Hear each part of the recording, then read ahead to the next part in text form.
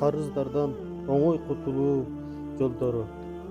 Ниет жана чын жүрөктөн тобо кылуу керек. Жана дубаны көп айтуу керек. Жана пайгамбарыбыз саллаллаху алейхи вассаламдын дубаларын көп окуу керек.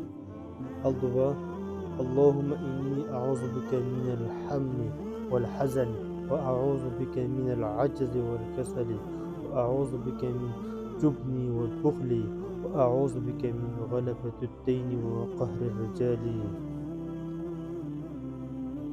О Аллах, кайгы каба, алсыздык, жалкоолук, токпоктук, сараңдык жана карыздан басымы менен адамдардын зулумунан сага сыйынам. Сени менен коргоном.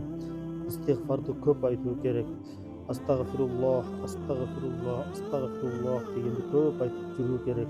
Жана эмгек жана себеп кылуу керек. Ак ниет иштеп, адал жол менен акча табууга аракет кылуу керек.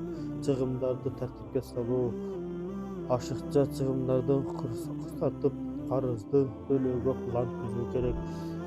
Садака берүү керек. Аз болсо дагы садака берип туруу керек.